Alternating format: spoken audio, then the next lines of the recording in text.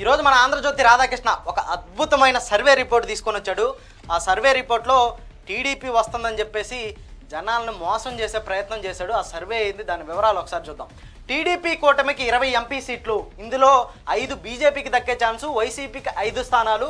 ABP C voter survey వెల్లడి. గతంలో ఇదే సి ఓటర్ ఇచ్చిన ప్రిడిక్షన్స్లో ఎంతవరకు నిజరూపం దాల్చాయో వాడి ట్రాక్ రికార్డ్ ఏందో ఒకసారి చూద్దాం. 2014లో ఆంధ్రప్రదేశ్ మీద ప్రిడిక్ట్ చేశాడు, ఫెయిల్ అయింది. 2018లో తెలంగాణలో హంగ్ వస్తుందని చెప్పాడు, అది పోయింది. 2019లో టీడీపీ వస్తుందని చెప్పాడు, అది పోయింది. 2023లో తెలంగాణలో హంగ్ వస్తుందని చెప్పాడు, అది కూడా అట్టర్ ఫ్లాప్ అయ్యి కాంగ్రెస్ వచ్చింది.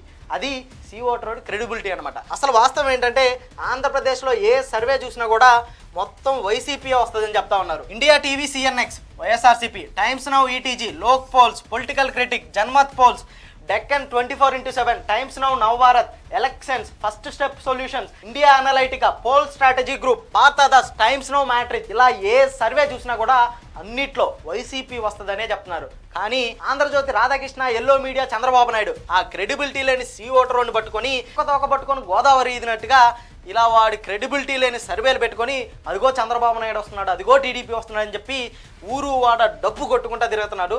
అటు పక్క వాస్తవాలు చూస్తేమో ప్రతి ఒక్క సర్వే కూడా మొత్తం వైసీపీ వస్తుందని చెప్పి వాళ్ళు ప్రిడిక్ట్ చేస్తూ ఉన్నారు. సో అది ఆంధ్రప్రదేశ్లో టీడీపీకి, ఎల్లో మీడియాకి ఉన్న క్రెడిబిలిటీ. రేపు రాబోయే ఎలక్షన్స్లో వైసీపీ ఖచ్చితంగా గవర్నమెంట్ ఫామ్ చేస్తుంది.